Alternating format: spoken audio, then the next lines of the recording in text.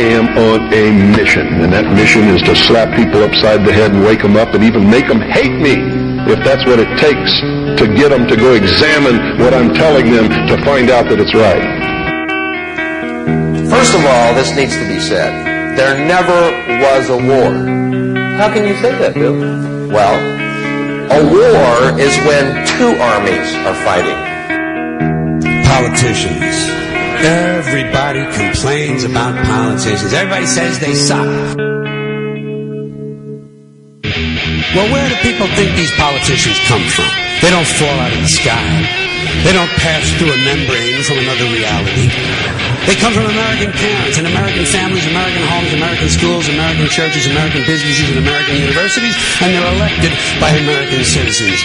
This is the best we can do, folks. This is what we have to offer. It's what our system produces. Garbage in, garbage out. You know, and all these hidden agendas and just brainwashing and bizarre belief systems that are being thrown at us, you know, when they should all leave. Not only the good ones and the bad ones, they should all just leave and leave us alone.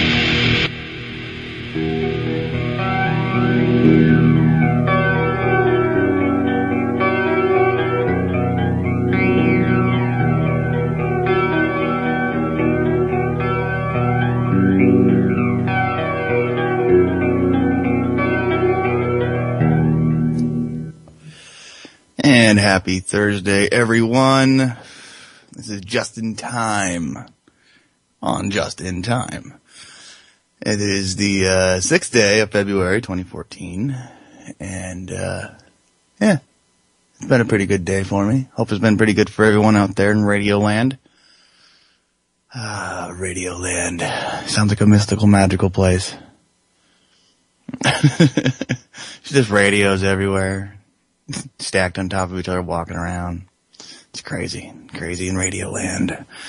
So yeah, so just in time. I got open phones tonight, guys. I'm technically all by myself, but Mr. James will be calling in here pretty soon. So, the number is 718-717-8296 if you guys want to join in too. And, we should have a decent, couple hours of talking. So where do I want to start? Let's see here. On Tuesday, during the show, I was talking about, just, living your life and, dealing with, all situations constitutionally as they pop up, and I was also talking about starting my own business and stuff again. Well, I made the big old leap. I was tired of, going to work mad. And I was tired of coming home mad. So, whoa. We have a caller already. Mr. James is, called in. Hello. Gonna let you know right now you're feeding back. Oh. Yeah, it's gonna be a problem. You got the thing propped up in your window? Of course, that's the only way I do this. On speakerphone. Is that better? Is that worse? I don't know. I have to talk. I can, I can still hear me. Can you put me? Whoa. Malfunction. Is there any way you can put like an earbud in? Yeah, hold on.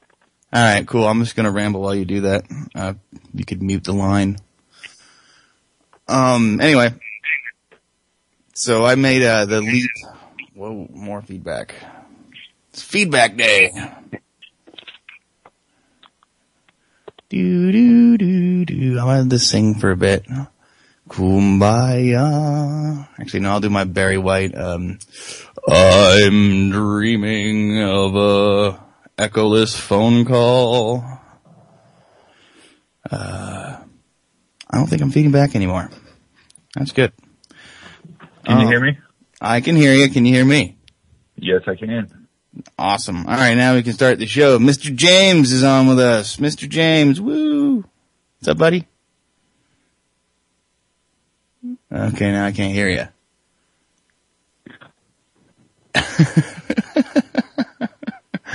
Oh, we'll get the whole tumbling down the freeway out right at the beginning tonight. So like I was saying, I was tired of going to work mad, and I was tired of coming home mad, and I was tired of feeling like I was underappreciated. So I made the big flying leap into the black hole of darkness yesterday, and I gave my boss my notice. And I decided that I just can't do it anymore. I can't go to a job I'm not exactly 100% pleased with.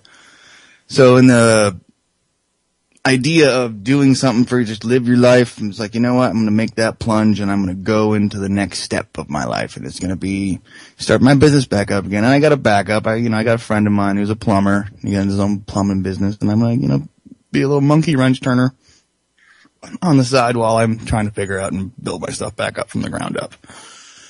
So it's going to be an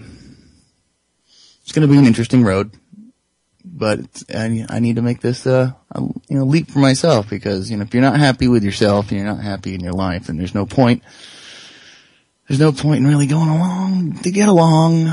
If you're not happy with yourself, you're not happy at all. So screw it. I said, I'm going to do it. So I put the notice in, and I'll be fine. I got some money squirreled away, and not a whole lot, just a teeny amount.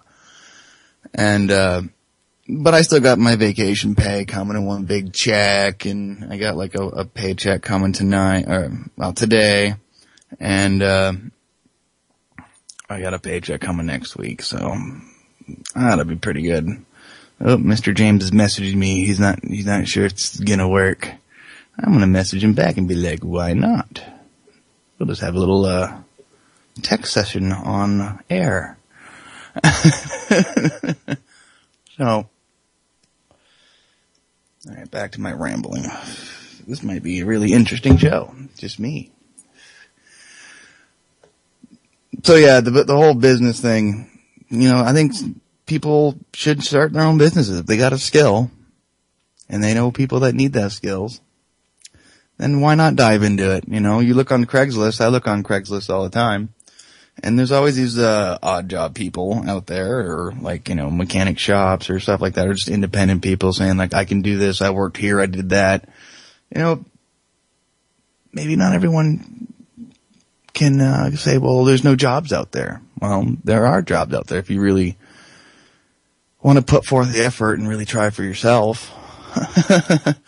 Just, I'm going to do it. And, I got a garage downstairs, and screw it. Let's just do it. You know what I mean? I got nothing to lose. I got my cat. My car's paid for. If I lose them, all I'm going to do is lose my toolbox. It comes down to worst. And that's not a big deal, because I got another one the same size. I got 2 huge toolboxes, so it's not going to be too big of a deal. So,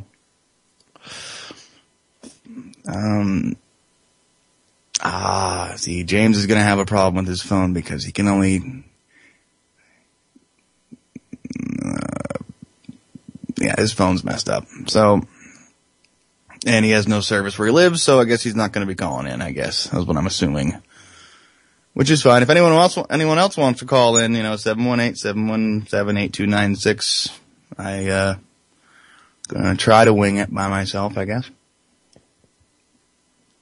I was perusing the news a little bit before I came on here, and it was really interesting because my computer crashed like 5 minutes before air, and I'm like, pushing all these buttons, making sure all the windows were closed and everything. But the article I was looking at was a firefighter in Southern California was responding to a car accident on the freeway. A car had hit one of those median divider things, and 2 people were injured.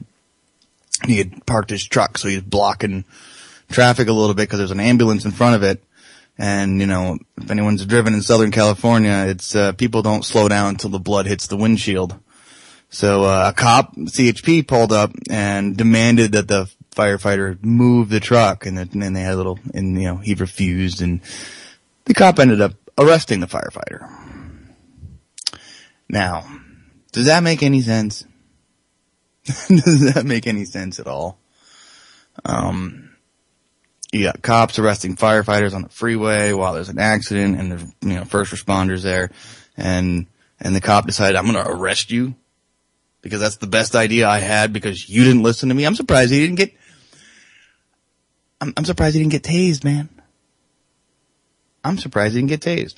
That'd have been probably right on par, man. Like, cops like to whip out their tasers as much as possible. So, let's see here.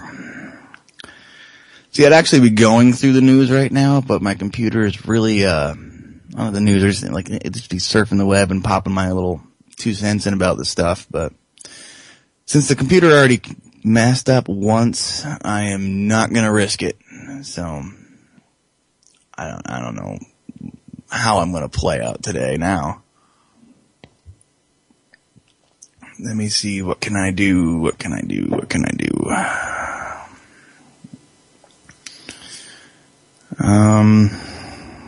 I did read another article about Vermont students getting they did their proficiency test to see if they can read and write and do math. And they did third grade, like 6th grade, and like 11th grade. And what they did they just did those stupid standardized testing and crap that they just put all these kids through. But they averaged everything out. And I know this they didn't say that, but like I know they do that because the high school down the road here, when I lived here before, years ago, they used to send out the mailer for the budget request. We need this much money for this and this much money for that. And they would put the proficiencies on there to show you how the kids were actually doing. And the 3rd graders were like 87% proficient in math and reading and writing. And then the 6th graders were like, high 60s, mid 70s. And like the 11th graders were like lucky if they hit the teens. They were like 19% to 25 tops. So once you average all those out, you kind of get this 71%-ish or like, 40, 50%. So when you look at the numbers, like our kids are just getting dumber. They're just getting dumber and they're being taught less. You can't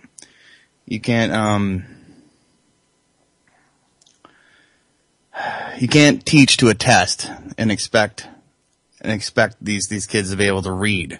Like, they just can't.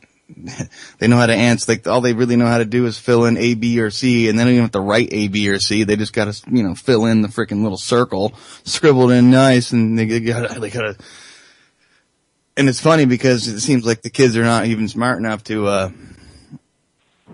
do it on their own, that they actually, they have to show the kids how to do it to begin with. Like, you have to color it in just like this, and they show a picture.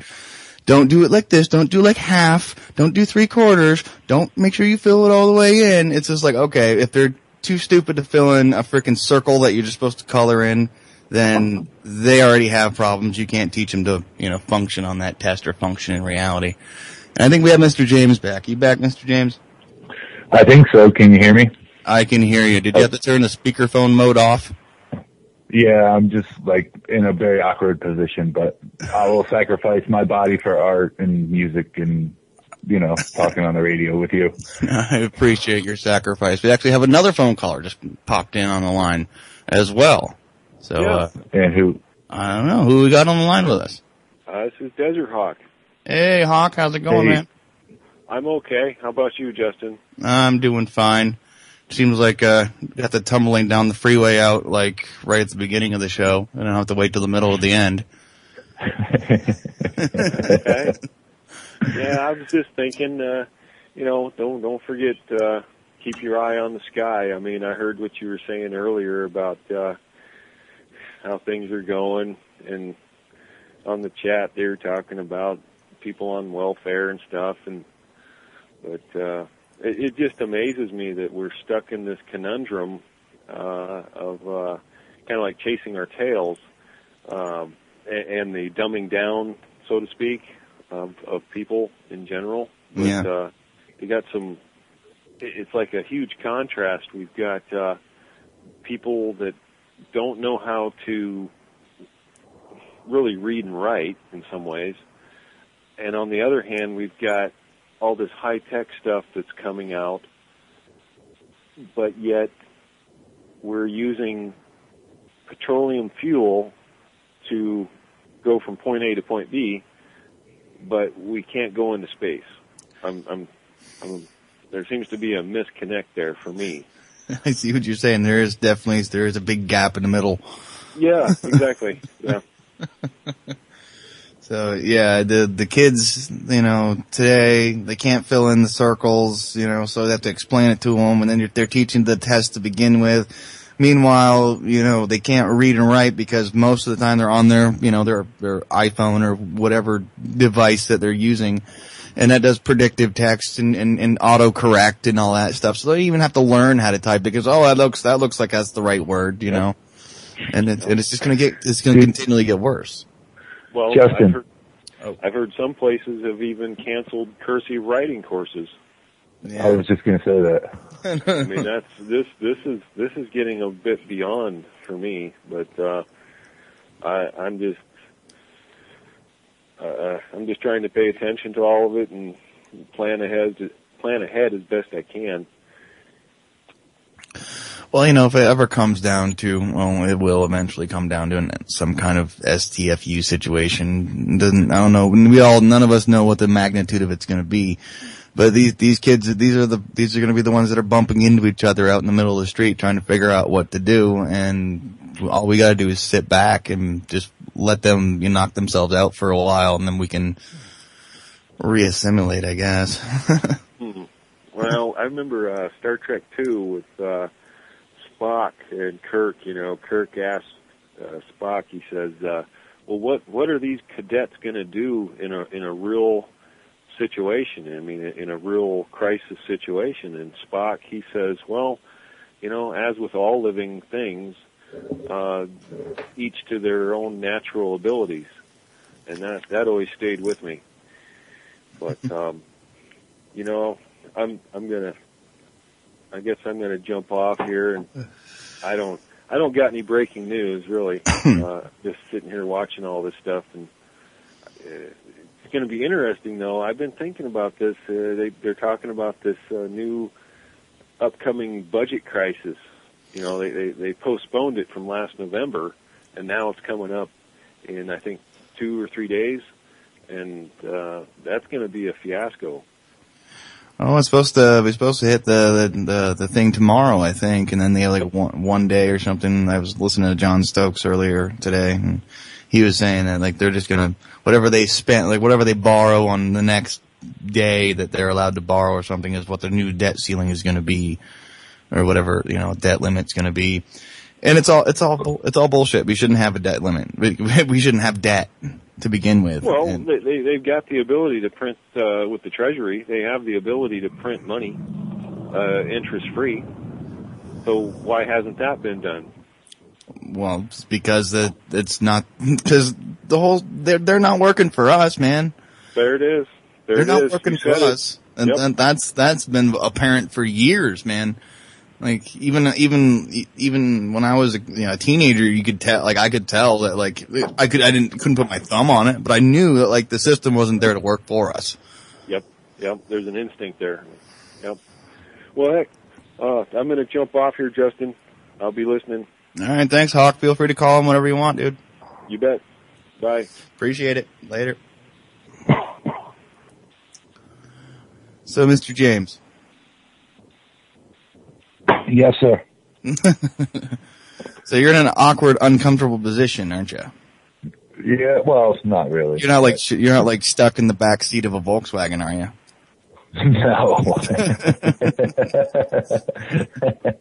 No. No, just leaning against my window. But, it is what it is. Staring at town.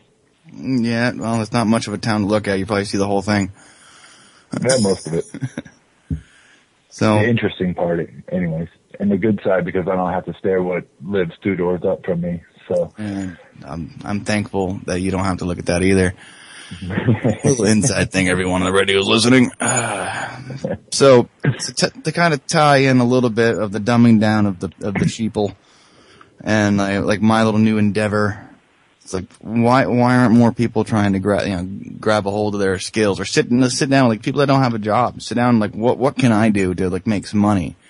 Why isn't there more people starting to, think like that? Like, like, why are we so reliant on finding or having someone give us a job?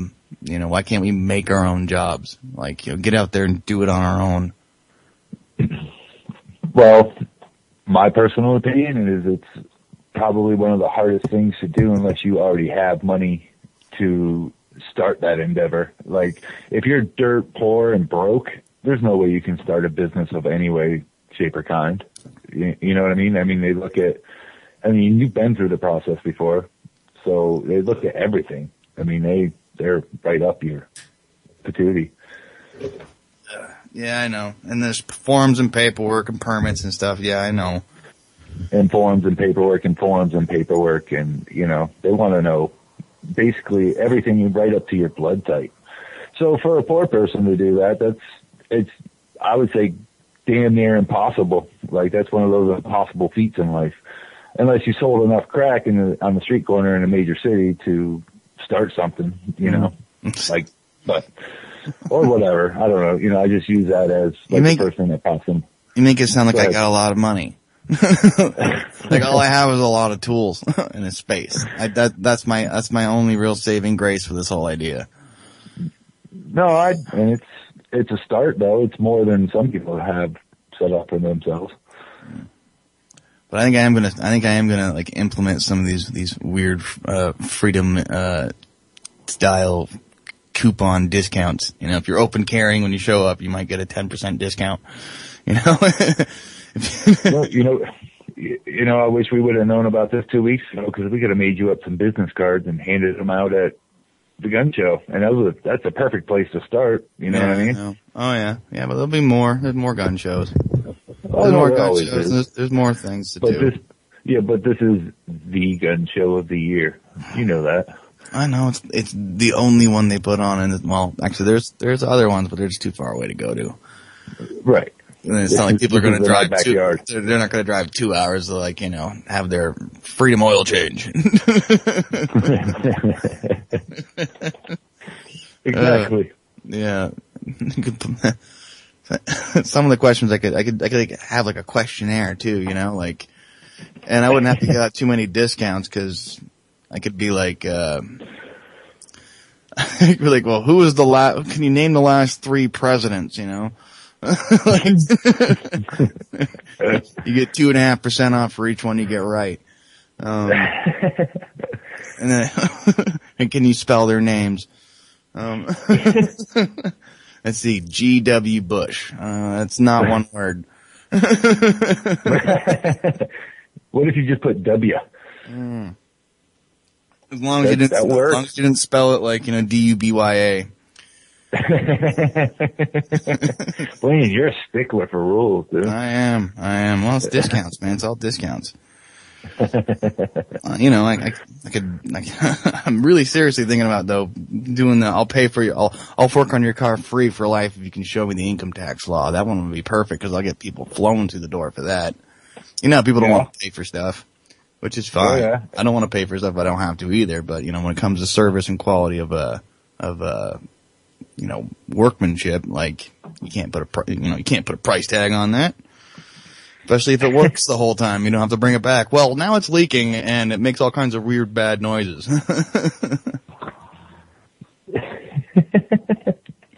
Yeah, I suppose. I don't know. It's definitely an angle that I've never seen used before. So, and it would work. That's, you know what I mean? There's enough of us out here. That's right. Show me your, I don't know. I don't know. I'm still in the beginning phases of all this, but I need to make a change, man, because, mental health is pretty important in this day and age. And if you can't stand your job to the point to where you're just mad all the time, it's time to leave. Sounds familiar. I was there. Well, that's why I don't work on cars anymore.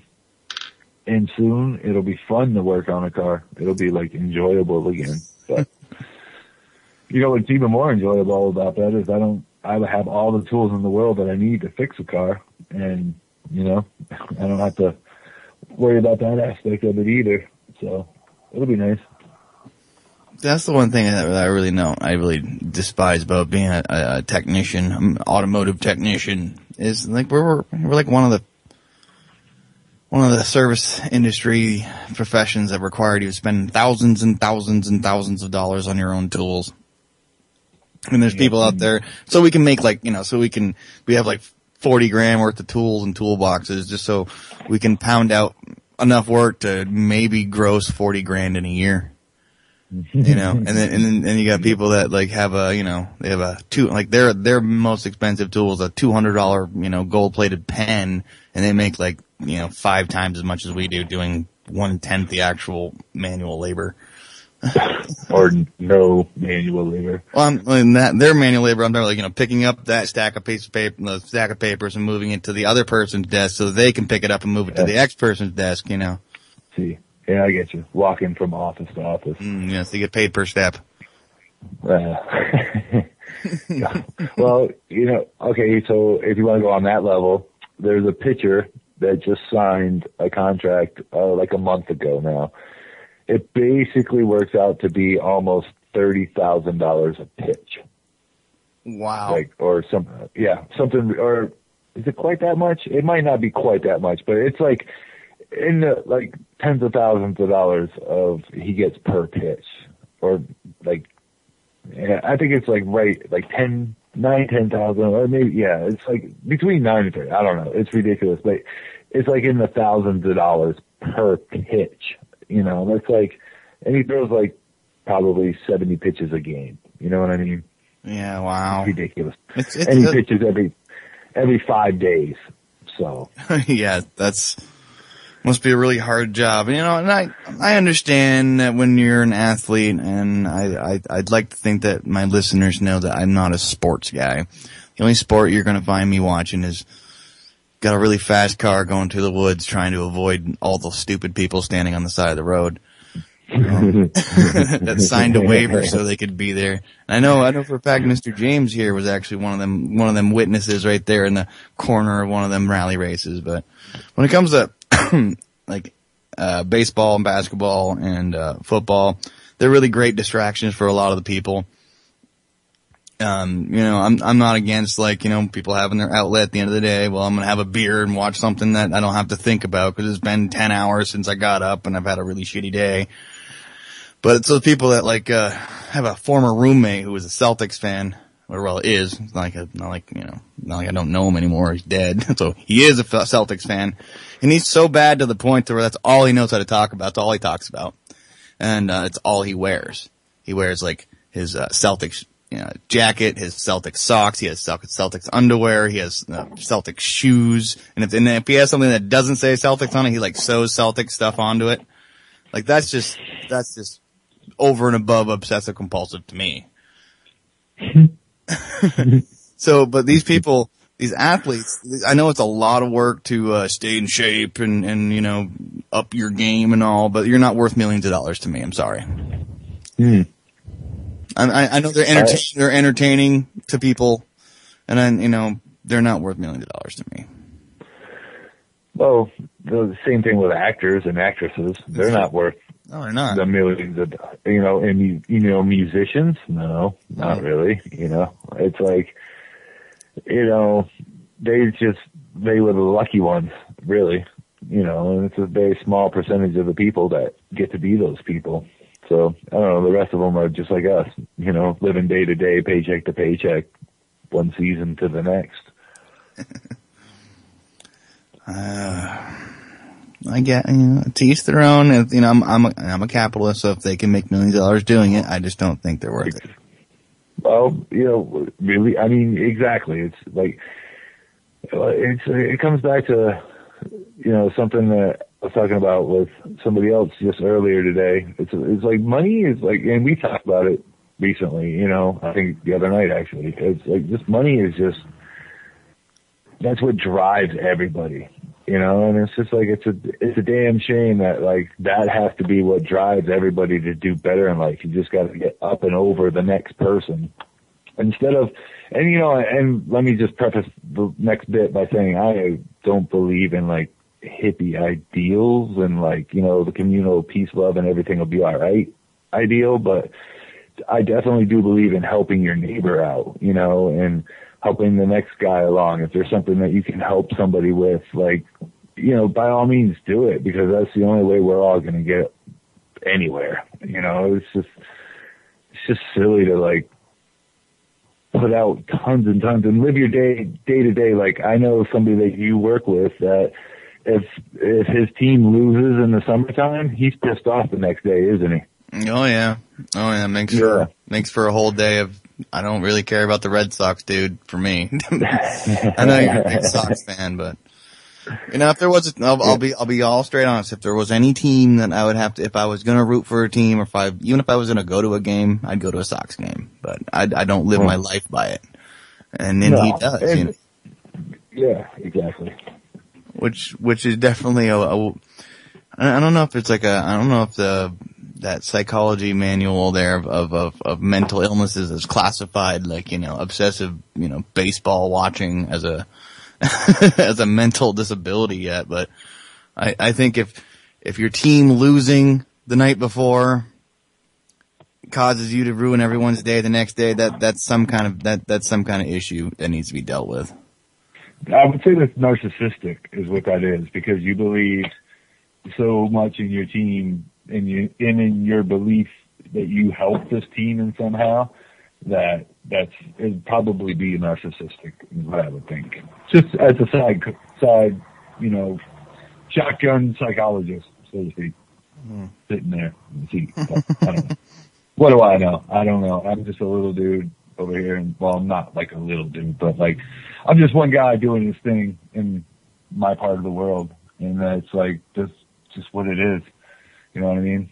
Took a lot of heart from what you said the other night about just, you know, leading by example and doing your thing, and that's it, and just leaving the rest of it, because it was a hard pill to swallow to, you know, think about it, that we really are in a vicious cycle of just like, you know, sitting here doing this, bitching and moaning and not doing anything, and, you know, blah, blah, blah, and just going back and forth, chasing the tail, round and round and round and round. It's like, I don't know, it's just time to like do something, like you said, and you've made changes in your life. You know, I have recently too. So it's just like, you know, you got to pick up that torch and just carry it further, I guess.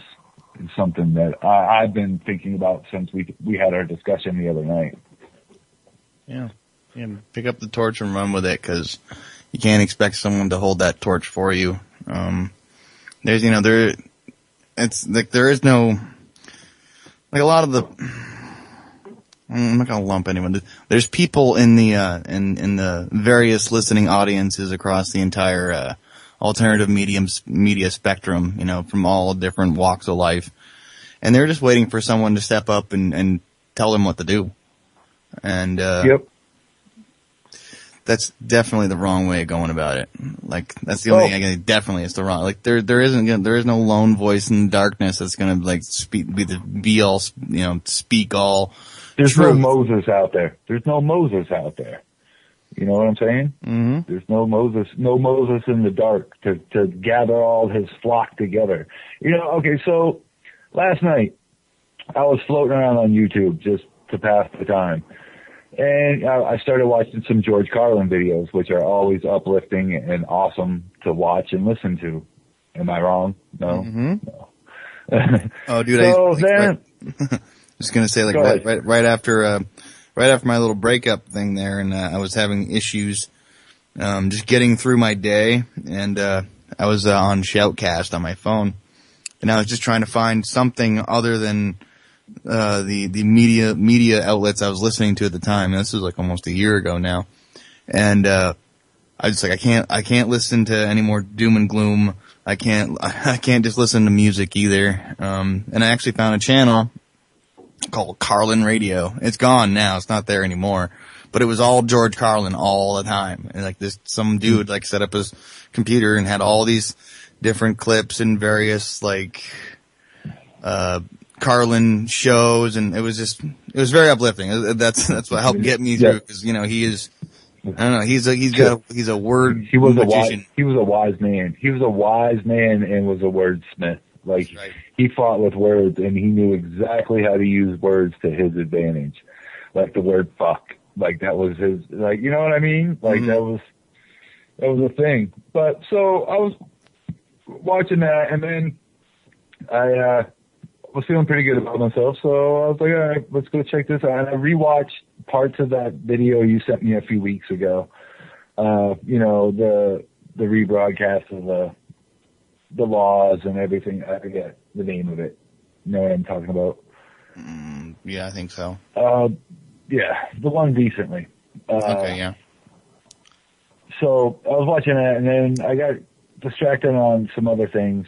So it's just like everybody starts out with like a very good idea about what they want to do, what they want to say, and how they're going to go about doing it. And then one way or another, something happens, and then like money becomes involved in one way, shape, or form or another. And it's just, that's what starts the downward slope to deviating from what your original goal was. You know what I mean? Well, I'm going to give like a kind of a half personal metaphor for what I'm thinking here is like when you get an idea, say, let's just use like, we always talk about cars. Like, we can go buy a car, right? And like you look through all these cars, and you like, you're dead set on this one thing, has all these features and options and everything, and you think about it, and you mull it over, and you think about it, and you talk with people about it, and you pretty much talk yourself out of it in the end. Like, you talk about it so much, either you move on to something else, or it just kind of disappears, fades off into the black. And it seems like sometimes when we go off on like as like a whole in the alternative media, go off on one subject for so long, it's just like it kind of like we'd like desensitize ourselves to the whole idea, and we just kind of like we're doing it to ourselves. I don't know if that made any sense. Of course, I don't make sense half the time anyway. I mean, I kind of see where you're going with that. All I'm saying is that, like, other than like satellite radio, where you can pretty much say what you want on your channel within reason, you know what I mean? Yeah. Like, everything else eventually comes down to personal censorship for one reason or another. And, it's just like, I had a disagreement with a coworker the other day about certain behaviors that you should have towards certain people, and one of the behaviors that I suggested he don't have is like an air of superiority over anybody in this particular area that we live in, because we're one of the last places, or the last place, to have concealed carry law without any permit. So you don't know who's carrying a gun. And if you piss off the wrong person, like, realize that, you may be facing down the business end of something you don't want to be at, so right. Just check your attitude. And he talks to everybody like that, customers, coworkers, anybody on the phone. Like, it's just an air of superiority. And it's just like, that type of shit just doesn't fly. Like, I don't know. I don't know where I'm going with that, but like, it's just. Well, I know what you mean. Like, you never know what people are going to do. Like I know an old timer who got a camper, and he brought it was like an RV, and he brought the RV to the RV place to have some stuff installed, and he didn't agree with the price. He thought it was too high, and argued with the sales for the parts person, the service guy, and he ended up pulling his knife on the dude. And he definitely got his discount. But he ended up, putting his, getting his knife out and then putting his foot down. And that's definitely the wrong way of going about it. And like, I'm not going to say that was a good idea, but it just proves the point that people will do crazy things. Yeah. Mm-hmm. Exactly. It goes further beyond the, like, just treat people decently. Like, just like, if you treat people somewhat indecently, they're going to pick up on that. And that's just, I don't know. You know, it's like you can't be treating people like crap all around you, because you're gonna find yourself on the side of the road sometime all alone. You know what I mean? Yeah, I know what you mean, dude. I've had discussions with Walter about karma and stuff, behind the scenes. And like there's I guess karma and dogma are not the way of looking at things, but I like to believe if you do, the more good you do, the better chance that if you're in a pinch that someone's going to help you. Right. If you're just that well, it goes to the golden rule: just do unto others as you would want. So if you need a favor, it's not like you do things to get a favor, but that you do. You help a lot of people out, that eventually it'll come back to you in kind. You know what I mean? That's right, yeah. Like, you help people out, when you need help, you don't, and if you're willing to ask, and they're usually more willing to help, Mm-hmm. You've helped me plenty of times, and I've helped you plenty of times, and, my coworker Travis there, he pulled me out of a ditch last weekend when it was all, crappy out in the roads, and I need to get new tires.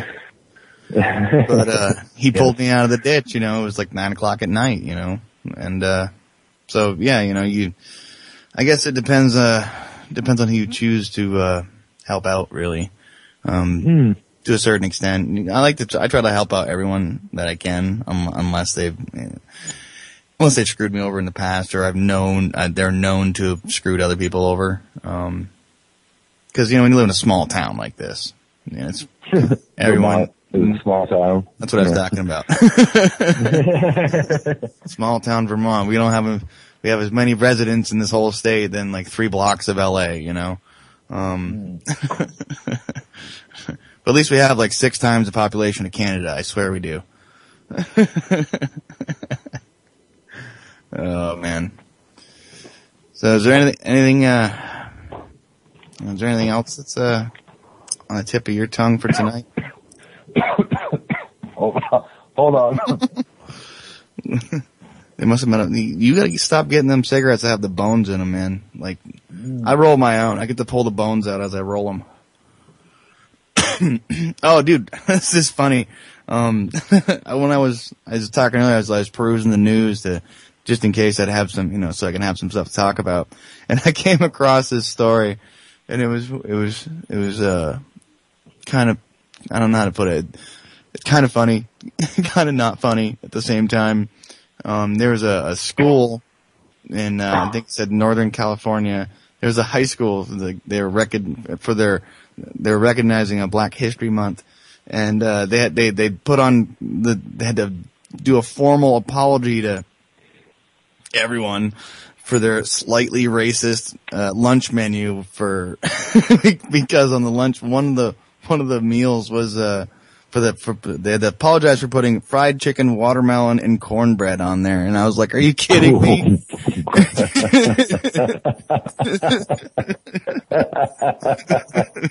That's funny. Like, I mean, that's funny, but like you said, funny but not funny. Like, how could you not even think about that? Yeah.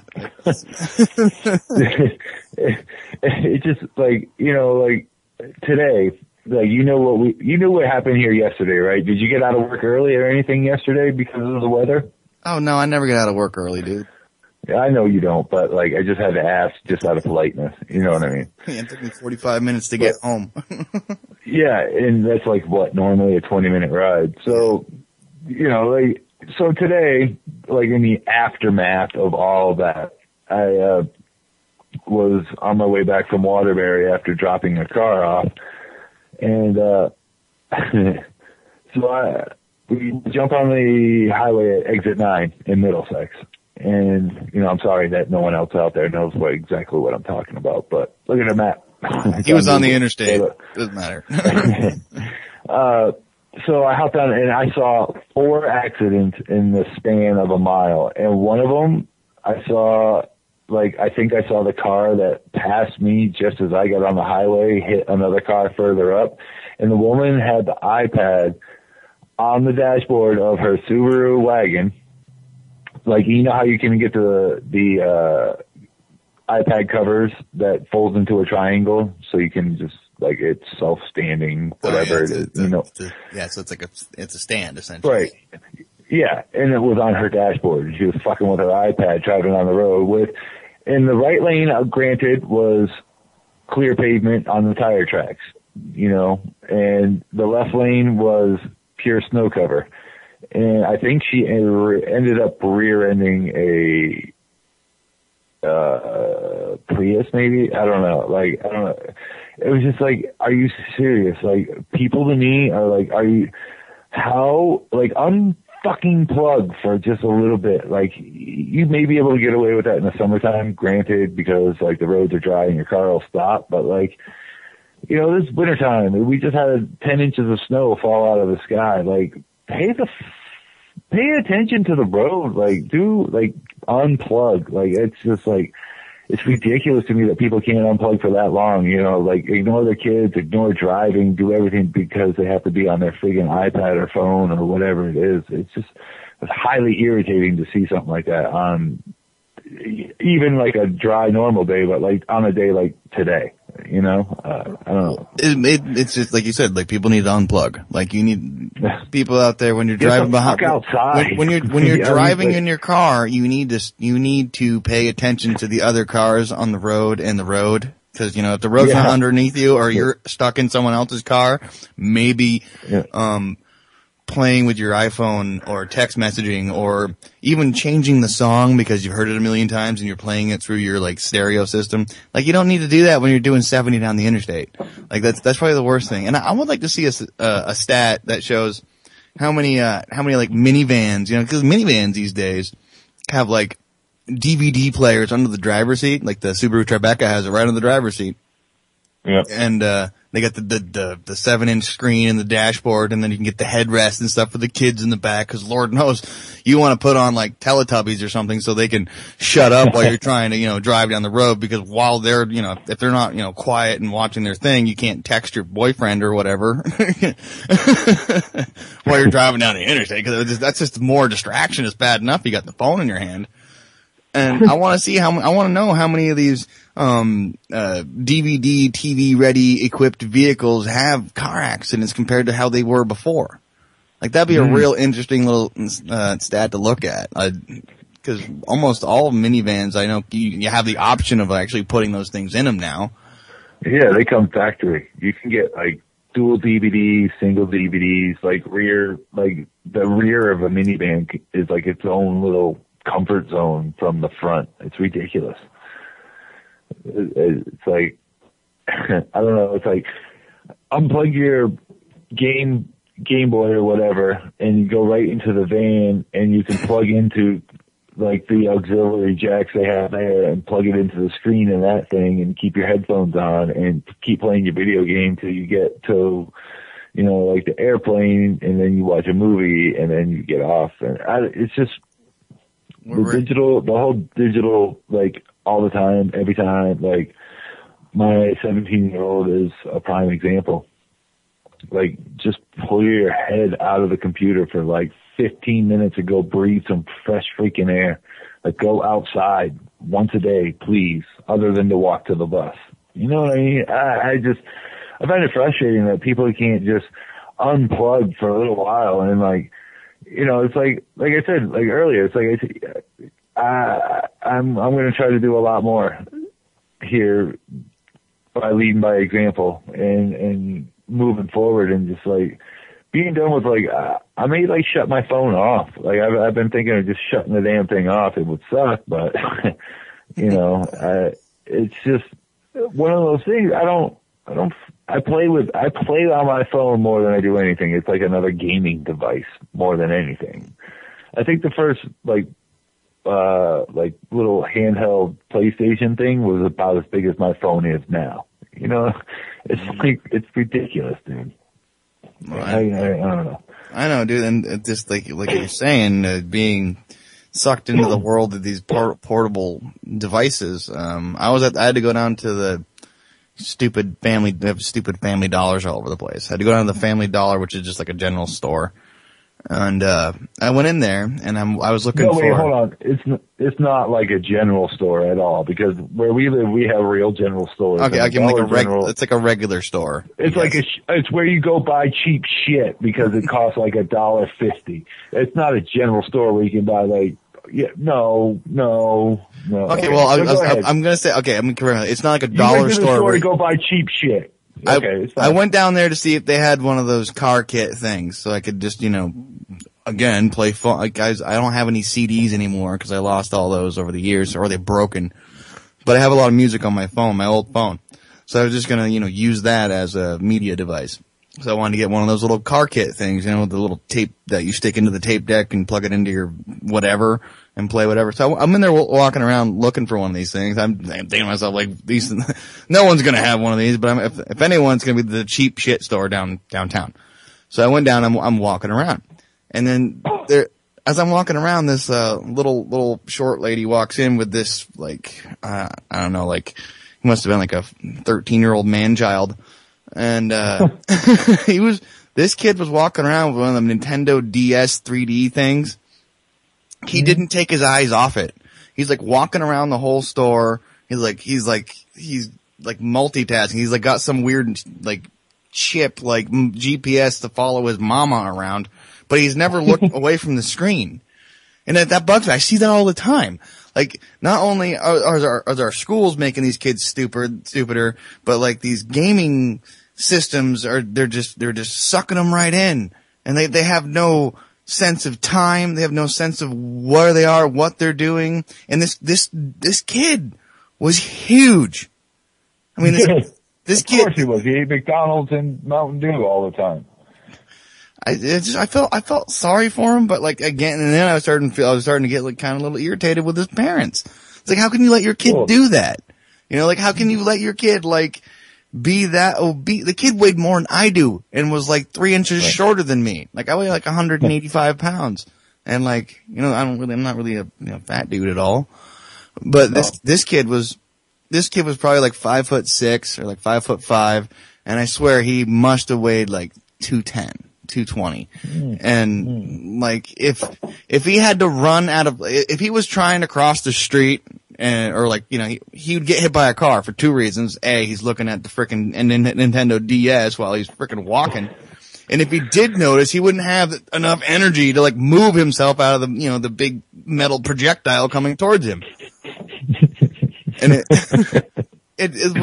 that's why I said before when Hawk called in, I was just like, these are the people that are going to be bumping into each other in the street because they have no sense of where they are. They're so, out of shape, overweight, and like, corn syruped up that they can't even handle a simple task anymore. Well, do you know? Okay, so you talked about the dumbing down of our kids, right? And I wholly agree that they don't even teach cursive anymore. Hawk was right when he said that. Like, they don't teach cursive in school anymore. I have a 9-year-old in school. They don't teach her cursive. They teach her just the alphabet and printing, and that's it. But because most of what they do is on a computer. But on the other hand, like part of, and it's been going on a lot longer than this, but like the No Child Left Behind, like it's all about a test score. So they're only teaching spoon-fed, like curriculum, like from the top down. Like it's like, oh, Massa Big Brother, give us this to feed our children to teach in school. So this is what we're gonna do, and this is what we do, and it's just spoon-fed bullshit that like it's a rewritten history of what really happened. And the shit that my daughter comes home with talking about certain things like makes me cringe of like, this is what they're teaching them. But we set her straight, and then, she gets in trouble because she speaks a free mind. So I don't know, it all comes down to a fucking test score, and like, so that you can get your federal dollars from the federal tit and like keep your shit moving on. Like that's, like, we're all screwed up in where we're at, but like it leads me to believe that like you're right, dude. Like we're chasing our tail. Like we're preaching to the choir every time we do this because we're all here doing the same thing all the time, and I'm like, I feel like it's like breakout time. Like I gotta get out there. I gotta start doing for myself and take inspiration from you and just move on and just like do for, the family unit, so to speak, and just do what's important and not worry about the rest, because it's happening whether we want it to or not. And we're going to sit here and we're going to yip yap about it and spend hours and hours and hours and hours of our life debating and bickering and sitting online and bitching and moaning and complaining and wearing out our caps lock button. Yeah, exactly. And it's like, what, in the end, what the hell happens? Your eyes are red, your ass is round because you've been sitting on a fucking chair all day long and for whatever, like, everybody in the world doesn't even know who you are because you never go outside. I don't know. I have to go out. I have to do it. I'm just doing what I have to do to move on. And it's about us, you, me, like my community, I think is where the extent of everything else I care about is like beyond my little realm of whatever it is I deal with that. Beyond that, I have no control over anything. My personal interactions are it. And beyond that, fuck it. I don't care. Like, it's beyond me. And no matter what we do, because, like I told you earlier, it's like it was a hard pill to swallow to believe that, we can get out, we can do this, or we can sit online, we can do this.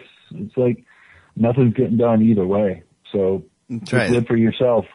Live for yourself, live for your family and your friends, like your unit. Beyond that, whatever, because that's what you'll have when the SHTF happens. So, whatever. Yeah. That's where we're at. In this day and age, that's what you have to do is build your own little, basically it's like Survivor. It's sad to say and use that as a, to make people realize what I'm talking about, that you got to build your own little clan and be done with it beyond that. Yeah, you're right, man. And, just getting back to the education thing, you get people bumping into each other left and right. And, I just want to read some comments in chat. Board said no school can ever teach you to be smart. And that's true. They just teach you to regurgitate. And then he also said, Road Dog said, he said, critical thinking makes one smart, and that's true. Critical thinking is what it is, but, and then Board goes, you need to have, you need life, you need experience something to learn from it. And all, that's the greatest thing, like, right there, those three things, like, those are the three things that we should really be beating into our kids' head is like, you gotta experience, you gotta have life experience and be able to learn from those experiences. And use your critical thinking not to repeat history of your own history, and and don't expect the schools, the parents out there that expect the schools to teach their children all these things. Those are like no offense if I piss anyone off. Sorry, I guess no, I'm going to take that no offense back. If I piss anyone off, like if you're relying on the school to teach your kids to live and be in this world, everything they need to know, then you are mistaken, my friend. You are bad parents. Those are the same people that don't have the talk. Dun, dun, dun. Well, like they don't have, it's like they expect the schools and public education to teach the child everything. Like, and you know what? That child learns everything he knows through public education, be it good or bad. If you got a great kid and they take the schooling, great. But if you got, a kid from a bad situation that's already predispositioned to that, like he's going to fall in with the drug addicts and this, that, and the other. You know what I mean? It's like, if you rely on the environment to teach your child around him, then I don't know. Like, you're throwing your kid to the wolves is what you're doing. Basically, it's like sink or swim, and your child's going to sink and end up in the penal system and yet another tattooed member of society stomping around with a number and a file. And, I know we all have probably a file, but like in one way or another, but I know I do, but it's ridiculous. It's just like, I a lot of heart-to-heart talks with both of my daughters all the time about, like, you know, what's really going on, about what's happening, what information that they're taking in, and I try to, you know, give them another point of view of that. And that's all I can do. But it really is, if you rely on the environment, I'm sorry that, like, you know, you're building a nation of weakling little children that will grow up and just be like, I don't care, and have a 2-minute attention span about everything in their life. And it's, here we go, you know, or it's parent neglect because they're into their device or into whatever it is that, you know, I mean, I don't know. I know you're trying. I know you're trying to say. Go ahead. You're trying to say, like, you know, teach your kids something. You know, like, just here's a personal life experience from my childhood.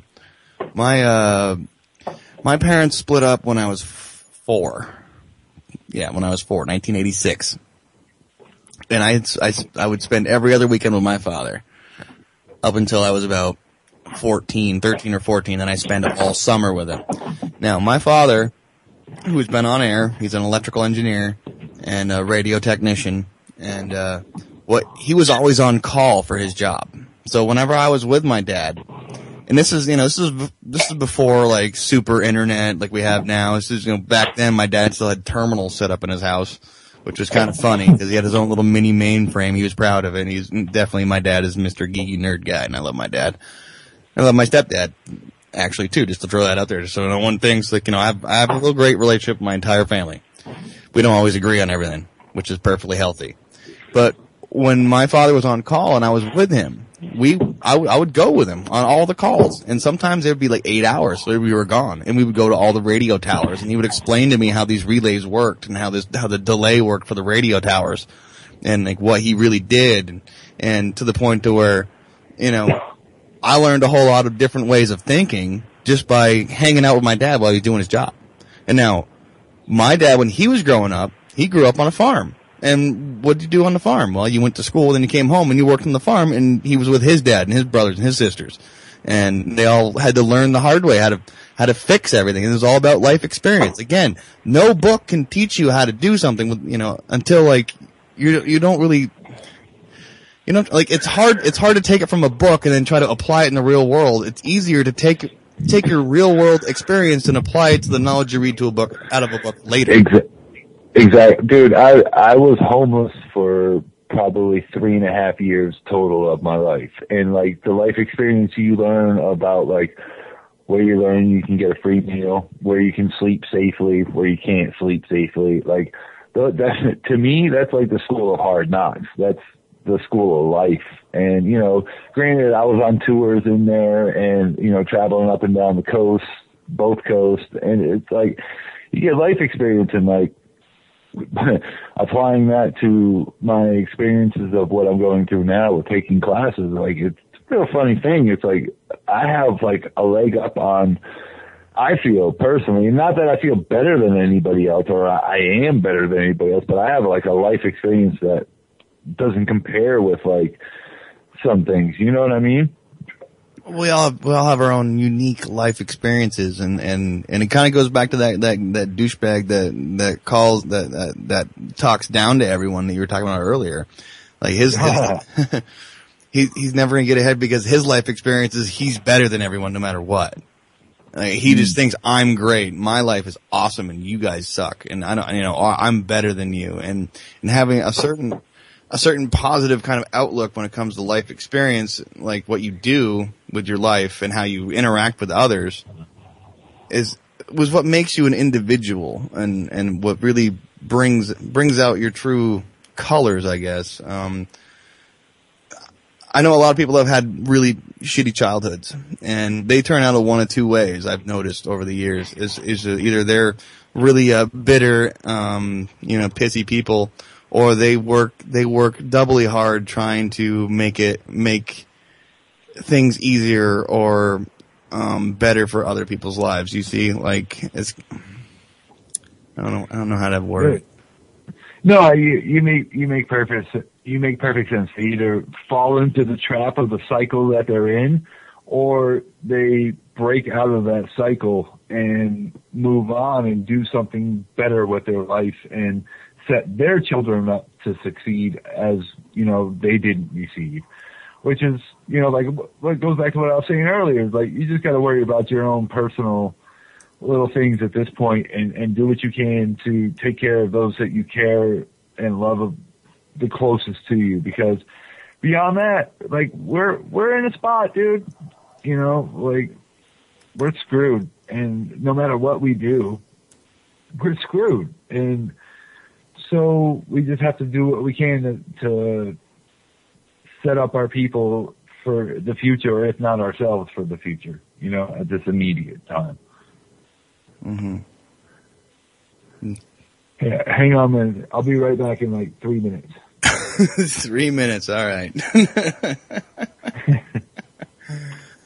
Maybe longer. We'll take your time, man. I got 55 minutes. So yeah, life experience is what makes you your individualness, man. That's what I'm getting at to all you radio dwellers right now that are sitting in radio land, surrounded by radios, listening to me and James talk. You gotta get out there and you gotta do something. One of the really awesome things I used to like to do when I was with my old man, when I was stuck on call with him, he worked at Central Vermont Public Services, which is like this big. They do like radio, they do all different kinds of telecommunications, and they do the power grid for the area.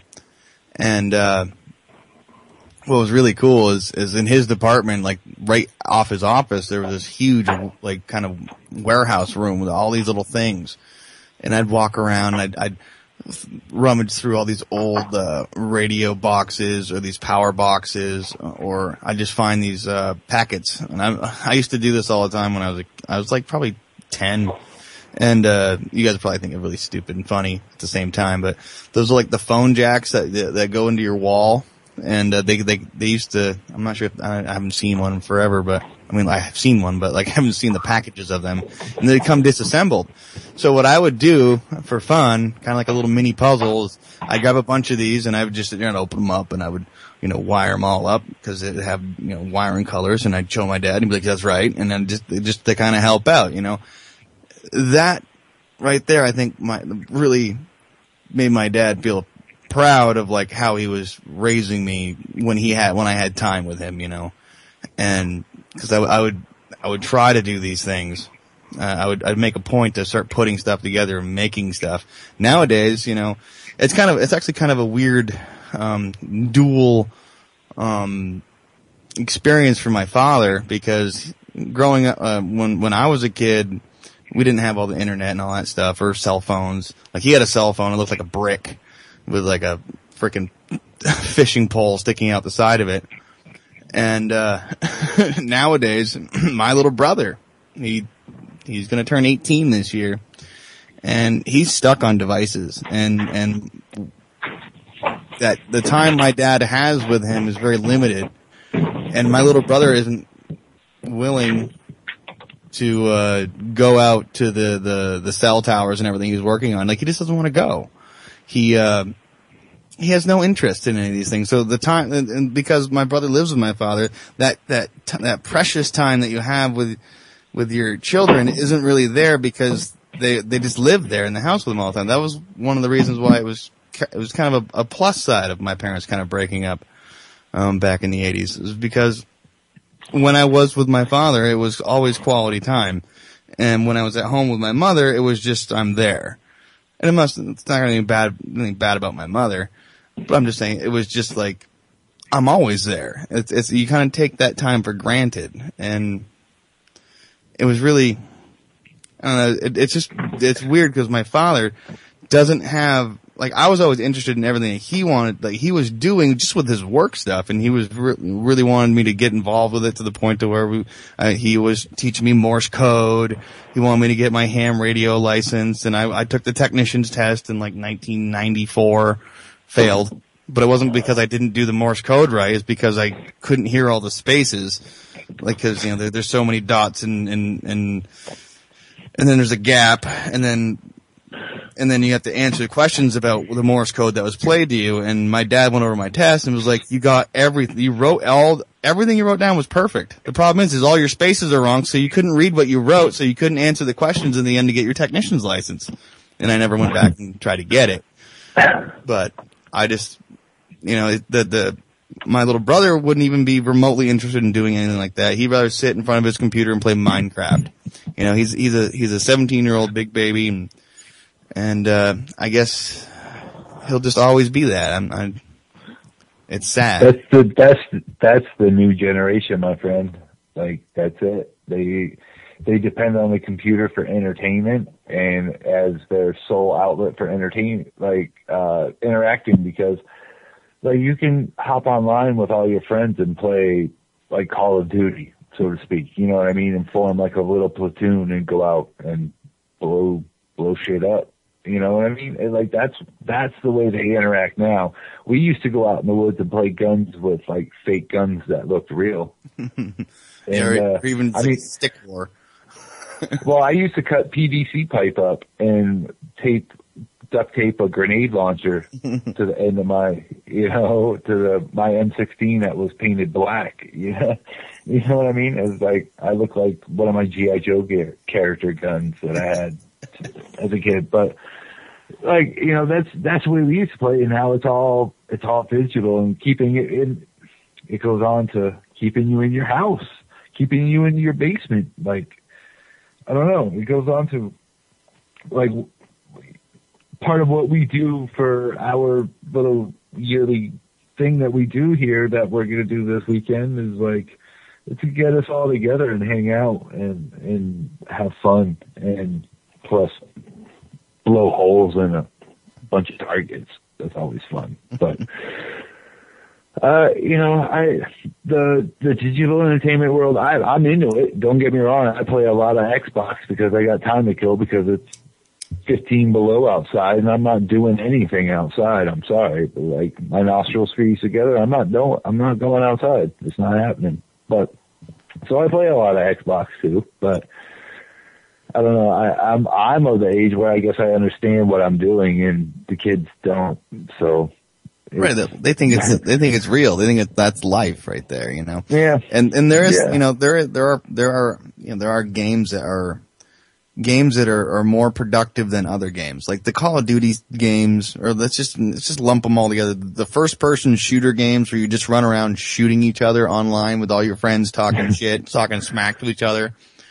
Yeah. Like those games are completely mindless. Like, for the most part, like you're just running around blasting stuff. Like there's nothing involved, no real thought.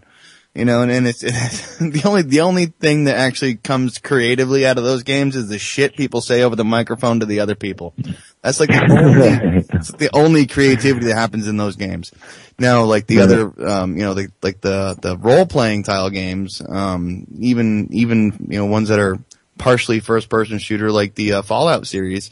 There's like puzzles and there's quests and there's things that you have to use your brain, and there's a different aspect of you have to use your brain to figure shit out. Exactly. Right. It's not just numb. It's just you have to you're interactive with the game as opposed to just running around blowing shit up all the time. Right. So there are pluses and minuses to these games. Yeah. So, but in the end though, like in the end, it goes back to what we were talking about a little earlier. Of like, you have to just interact with your kids and teach them, take them camping, something, like get out there, do something. Like, my daughter probably knows a little bit more about being in the woods than I do about identifying certain plants and mushrooms and that type of stuff. But, it's like, but that's the type of lifestyle I think that we, personally, we all need to focus on as a local. Like, you need to learn your local area. You need to focus and get out of your house and learn what you can do, because it's coming. And I don't think it's going to be all that far off, to be perfectly honest with you. Like, with all the BS that you hear out there on all the different media channels. It's inevitable, and I think it's short term, to be honest. So take that for what that is.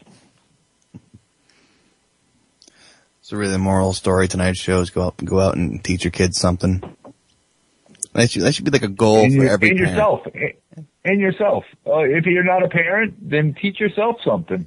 Like, go out and learn, like, your back roads. Learn the not-so-traveled street. Like, go out and learn something about your area. Learn how to do something. Like, if you don't have kids, it's not all about having kids, because not everybody has kids.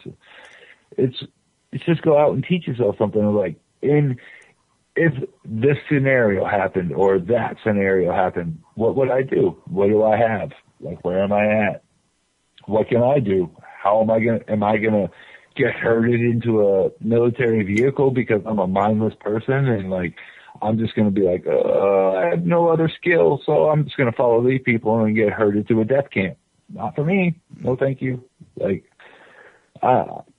I don't know. It's not just about kids. It's about everybody in general. Just getting out and doing something. Like. Well, I use kids because kids are usually the general motivator for most people. Yeah, no, I see that, but I don't have any kids, but I have plans on doing stuff, and I'm going to propose to you. And I'm not going to propose to you, but this idea to you. we are in one of them states where I probably could do that, but neither of us. Our doors don't swing that way. I'm already married. Anyway, I was thinking, along those lines of camping and stuff, and just throwing yourself into a situation and see how you can deal with it, and still have your, safety net / parachute.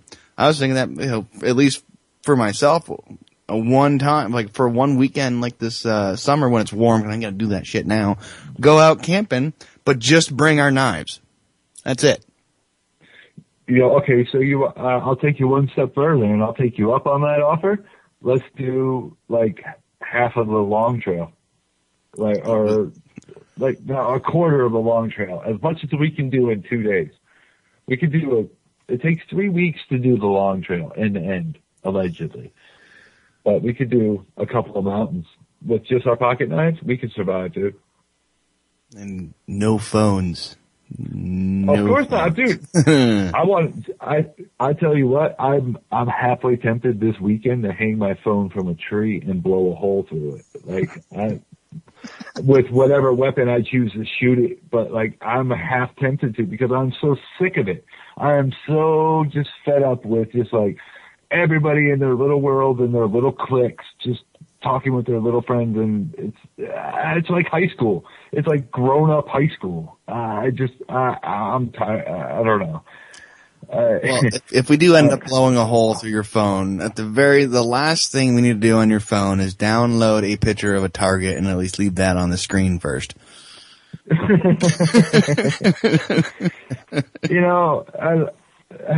Yeah, something. I don't know. I don't do this for any other reason than to just be here speaking. And I don't know. A lot of people out there are just, after watching what I watched on the internet last night and laughing on one end and getting the truth jammed in my ear on the other end, or as George Carlin said, getting a red, white, and blue dildo rammed up your ass, like,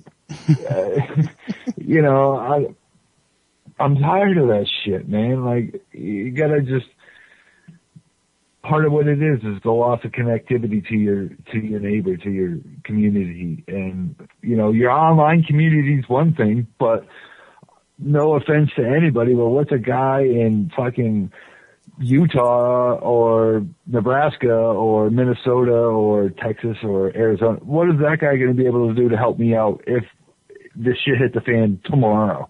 Like, no offense to anybody, but like, I have to rely on my neighbor. You know what I mean? Like, they're here. Like, a guy in Florida is not going to help me. A guy in North Carolina is not going to help me because they're hundreds and thousands of miles away. So, like, I need to, like I say, I took inspiration from you, and I'm reconfiguring and reprioritizing things. And like, my guy down the street here is a neighbor, and I need to connect with that guy and work with him because he may have something to offer or may not, but You know what I mean? It was like, that's where we need to go, but we need to go outdoors and do it and build a network that way, as opposed to sitting around and doing the same old shit that we always do all the time, which is sit on our couches and drool on ourselves. Yeah, preach to the choir, you know, of like a lot of people, that's what a lot of people do. And we're not connecting even on the littlest end. Usually most people interaction are negative towards their neighbor. It's like you say, we can't even agree on not agreeing on shit. It's like, come on, like, let's fucking put it together here. Like, you know, my wife has an awesome saying, and I've adopted it, and I'm stealing it, and I'm coining it as mine right now, but handle your shit, people. Just handle your own shit. And if you can handle your own shit, then the neighbor can handle his own shit, then everybody's shit will be handled, and we won't have issues because everybody's handling their shit. But no, they're all reliant on somebody else to fucking stand up and say, here, this is how you should handle your shit. Do it this way and you'll be fine. Or here, read this self-help book and you'll be fine. It'll fucking lead you to the promised land. Like, come on, people. Take your own responsibility and handle your own shit, and we'll all be okay. Like, that's to me is the big problem. Is nobody takes personal responsibility for anything of their own. They just like blame it on, well, that was a system, or Obama fucked us as a country, or Clinton fucked us as a country, or, you know, George W. led us into 3 wars. Like, oh, he's an evil dude. Like, really, you voted the dude in, or, you know, well, you thought you had a choice, but he was put there, and like you overwhelmingly said okay and put your personal seal of approval on it. Like, this is where I'm saying is, like, handle your own shit and we'll all be okay. It'll be a better world, but nobody handles their own shit. So here we are. We're left with what we got, and whatever. That was magnificent, sir. I don't think I could have put it any better. And I would like to actually, I think that rant would have been awesome to hear, your wife say it. I'd like to hear her fired up and saying the same thing, but it's true. We got to handle our own shit. And if that, you know, gotta get outside your comfort zone for that too. You know, that's another thing that people need to learn to get away from is their comfort zone. I don't even like that term, comfort zone. 'Cause I'm uncomfortable most of the time. And what's a comfort zone? A lot of people have their comfort zone is they're gonna, you know, hide in front of their computer, or like their comfort zone is coming home and just getting slammed, hammered, and like just passing out on the couch, waking up with half their own vomit, half someone else's vomit, and just doing that again over and over and over again. That's their comfort zone. Some people's comfort zone is drug related, or their comfort zone is like they'll hide in their kitchen and they'll just cook and pretend the world around them isn't really there, you know, and comfort zones, man. Dude, handle your shit. Okay, it's handle your shit, but it's like go outside. You're like, okay, here we all are. We're all doing our thing. Yet you're all in your little cliques. We're all in our little cliques, and we all talk to the same people every day.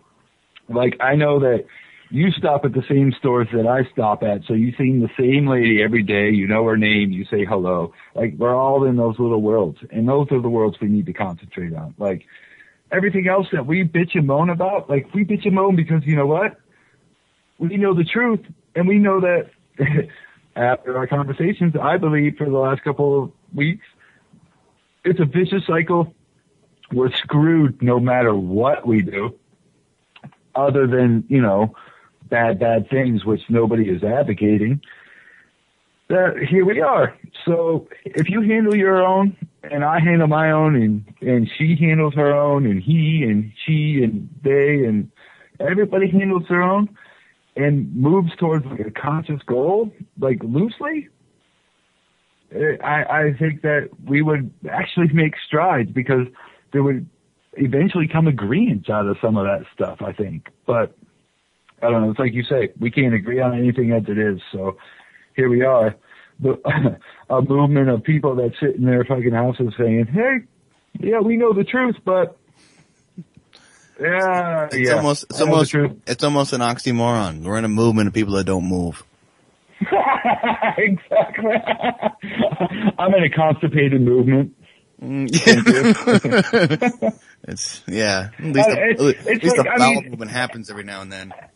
I mean, I'm not trying to put anybody down by any means, but like, cause I'm just as bad in certain respects. Don't get me wrong. Like, I am not perfect in any way. I just, like, from our conversations, it's like, you know, you're part of the reasons we have these conversations as of now anyways, you know that, but it's like, when you make certain realizations about where the truth is really at, then you have to deal with it, and you just have to deal with it in a personal way and move on and like just handle it. And I've made my peace with it, and we're gonna make certain strides towards taking care of certain things, and that's it. And the rest of it can blow up around me. I don't care. It'll be the wasteland for all I care. I you know, one of the things in the back of my mind that is one of the indirect reasons why I decided to quit my job and start this whole thing was because I know it's going to be Mad Max soon. So I'm saving up for I'm saving up for an Australian Ford like Mustang wannabe with a supercharger and a Queensland healer, because you know that's part of my goal. Because it's gonna. I'm just being stupid now. But no, but I mean, are you really though? I mean, like honestly, it's like if that's something you can even really imagine and have it be imagined somewhat realistically, like that could happen. You know what I mean? Like I don't know if you paid attention to this story at all, but like all of the commanders that are in charge of our nukes in the West are all like they got in trouble for cheating and drug abuse and like all sorts of other things. Like these are the guys that are in charge of our nukes, and they can launch these things. If they were hammered all up and hopped up on coke and were banging some hooker on a like nuclear control board, like it could happen. You know what I mean? Like we could be facing fallout right now. I'm just saying that, like, we are facing fallout right now. You know, we're still facing the residual fallout from Chernobyl, and we're also facing fallout from freaking Fukushima. And then we, like, personally in this state, we got Vermont Yankee, which vents 5 times a day to the atmosphere. What is the parts per million? Before you want to go down that road, what's the parts per million in the atmosphere that they're venting and what are they venting? Okay. For Vermont Yankee? Yep. Well, you're going to have to give me a second to look it up, buddy. Take your time. I just want to know exactly what they are venting and the parts per million of what they're venting. You know, I have to look this up on my phone because I don't want my computer to crash most of the way through the show. That'd be kind of, you know, we already tumbled down the interstate once today. I don't think I can handle any more, you know, altercations with the steering wheel in my mouth. So. Well, I'm sorry my phone gave you feedback. I apologize. That's fine, dude. It actually might have been the Pantera in the background that I was listening to. Like, I was listening to the greatest Pantera song ever written or played. I know of a few, and I'm going to assume it's Cemetery Gates. No. Good one, though, but no. For me personally, it's Walk. Oh, yeah. It's a good one. That song says a lot in so many screamy words, but not that many screamy words. Like respect. Respect, walk, be yourself, by yourself, away from me. Like that I don't know. You know, from a lot of the way I'm feeling lately, like I'm gonna like circle the wagons, so to speak, and like this is where I'm at. This is what I have to defend. This is what I have. Like, I will defend it to the death, my cold dead hands. So, you know, that's what I'm concentrating on. I don't know about anybody else, but like, I'm handling my own shit over here, and that's where I'm going. I don't really like the rest of it. I'll be infuriated and I'll be upset and be like stomping my foot, but like, what's that really going to prove? I'm upset about it, but like, I can't do anything about it. So, well, one of the things I liked about Pantera is they really had they had a good way of looking at things. I guess is take care, like what you're saying, take care of your own shit. Mm-hmm. That was one of their things. Come on, download. This is texting you, isn't it? Oh man. Yeah. I'm like, I give up. Technology has failed me, and Pantera never has. So I'm gonna just. Actually, it's funny that you brought up Pantera because today, like, I'm like, just popped in my head, like, wait a minute. I know recently was the anniversary of the assassination because he was taken out by a former Marine that was crazy in 2004. So this year will actually be 10 years, but it's actually on December 8th. And I was like, oh, we missed it. I was like, I was going to bring up that day when it came up because Dimebag Darrell was one of the greatest musicians ever. He played from the heart and the soul, man. And that ties right in to like taking care of your own shit and being yourself and respecting yourself and respecting others is just don't take no shit from no one and be yourself. Play from the heart, soul. Gotta have heart in this world, otherwise you get walked over. Well, that's the thing, is like, and how are you gonna have heart if you're not outside doing anything? You know, hanging out. Honestly, it's like, get outside, meet your neighbors, because those are the people, like my daughter, I tell her all the time, you better be friends with somebody, because if you're not friends, do you think your computer's going to save you from a zombie? Like, no, I don't think so. Like, Siri is not going to save you from a zombie. I'm sorry. It's just not going to happen. So you need to have somebody. If you can't do it, you can't handle your own shit, you better latch on to somebody that can and willing to take you on. Because, like, dude, I can take a bunch of zombies with an old computer. Just give me the cord on one of them old freaking computer monitors. I could swing that sucker like a motherfucker. I could take out. What I'm saying is, you know, like in the zombie apocalypse, if you can't kill a zombie, you're not welcome in my house. But yeah, you have to be able to kill a zombie. Don't you have that poster about the zombie apocalypse, 10 things not to do? I have my own list of 10 things. And actually, I have my own zombie playlist on my iPod. So when it's time to kill zombies, I have a great playlist to kill zombies too. It's like an awesome playlist. But I don't know. We don't live in an I Am Legend world, dude. I don't think it's really going to happen. It'll be something similar, but the zombies are metaphorical zombies. Okay. What about the Book of Eli? You remember that? I didn't see that. Oh, you should watch that. You would like it. I'm just telling you. There's a twist to it, man. But, it's like I have no doubt that something's going to happen in my lifetime. And I just hope I'm of the age to be able to handle it and not have to have other people handle it for me, because the other people underneath me are dependent on technology. So, I don't know. What do I really know? I'm just some twacked out dude that lives in Vermont. Whatever. I know what you know. You know how to take care of your own shit. I think so, but I hope so. I'm standing here preaching it, but I hope that I do. But if other people see it, then okay. At least I know that I'm like somewhat justified in what I'm saying. Yeah. We all gotta. I think you do a very good job with the cards you're dealt, and that's what a lot of people like to throw out. I was dealt a bad hand in life. I was dealt a bad hand. It got nothing to do with you careening off the road, hammered drunk into like a school bus full of children. It had nothing to do with it. It was the bad hand in life you were, dealt.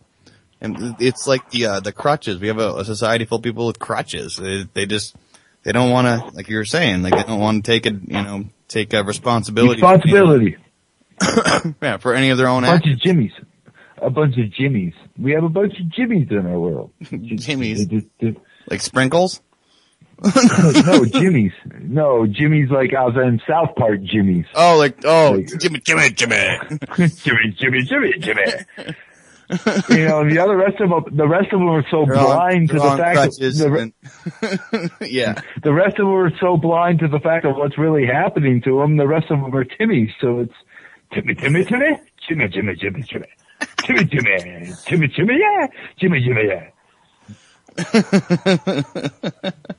You're right, because they're either in a wheelchair spouting off the same word over and over and over again, or they're on crutches, like not making any sense and relying on other people to take care of their asses. Actually, that's funny because I watched George Carlin talk about his sketch about impaired people, like the visually impaired, the vertically impaired. Like he went on about handicapped people, and he's like, they're cripples. That's what it is, and they got softened over the years. So it just goes along with everything else that we've been talking about tonight. Everybody in another word, would be like man or woman up. Just step up and handle what's yours. And if that's what you were dealt in life, that's what you were dealt in life. Turn in a couple cards, get a couple cards back. Who knows? Maybe you'll get a better hand in life and the river card will flip to your advantage and you win. Like, I don't know. And I don't even gamble. I hate gambling. Like, I'm not a gambler, but just handle it. I don't know how else. I'm just at a frustration level, so I'm speaking in riddles and rhymes and going back and forth on myself. Speaking in tongues again. I'm very angry. I'm not the right to be angry all the time, but people piss me off and make a stupid decision. I'm not the right kid at all. Are you sure, Mr. Asian guy? I'm very sure about this. I'm not the right kid. People need to handle their stuff. No tweeties. What is a tweetie?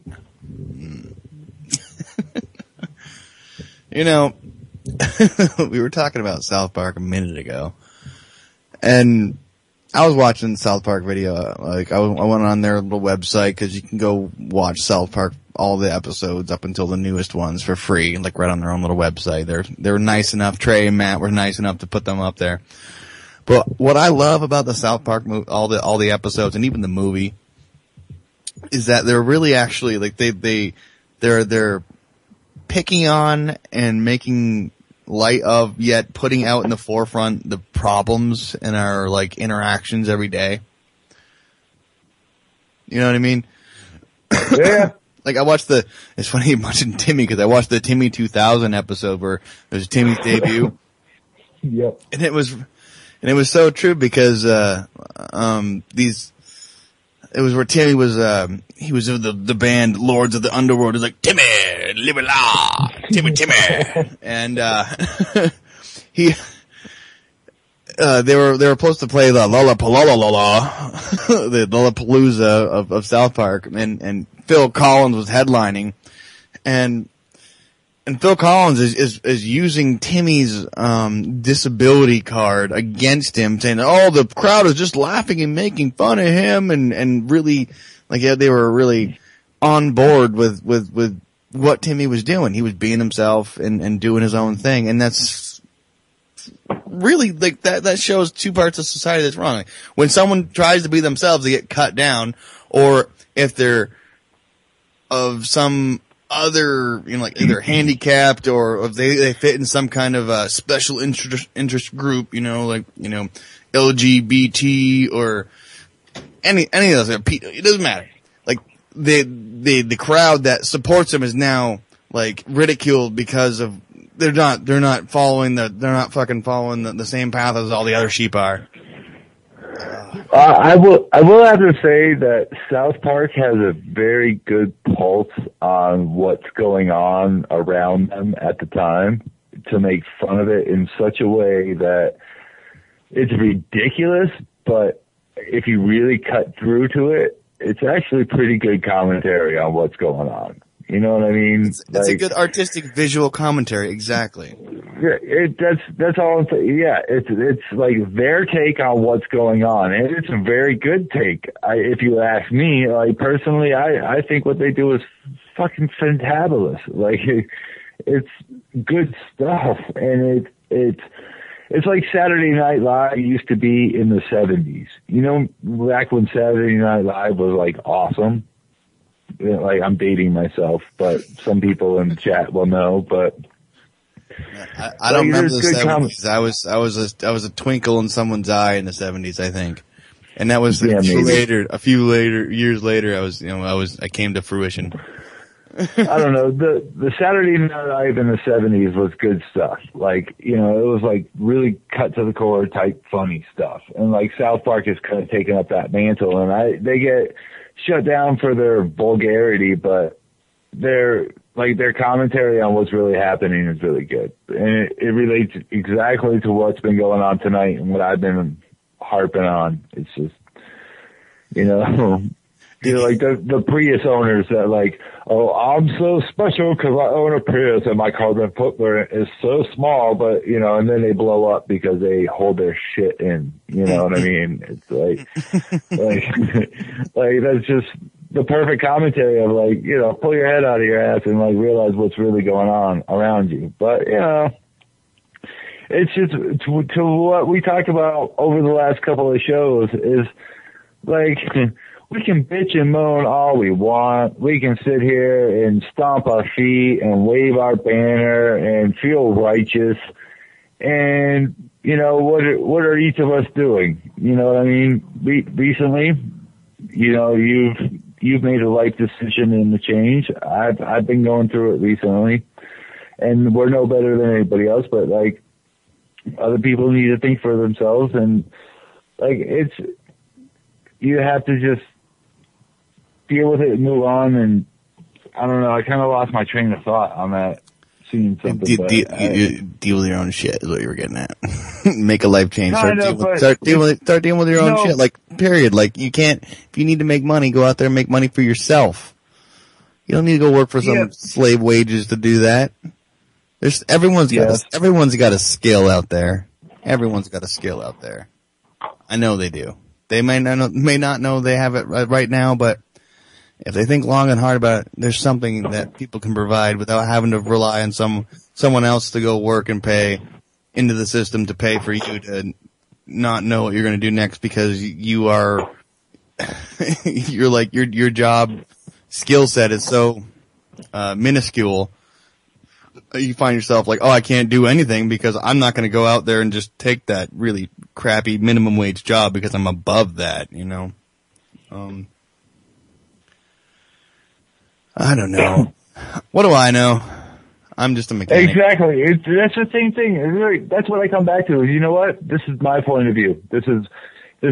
I took something you said and took it to heart, and I took a little inspiration from it, and I preached on it a little bit. That, you know what? This works for me. It may not work for you. It may not work for her. It may not work for the next dude. Whatever. Like, all I know is that like, I know who my like very close friends are in my neighborhood, you know, and beyond, like, which you live beyond my neighborhood, but it's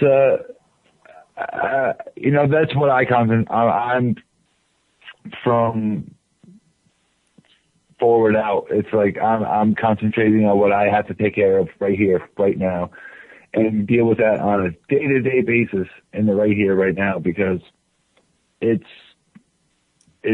that's all we have control over, and everything else we're a bull being led by the nose ring. So whatever. You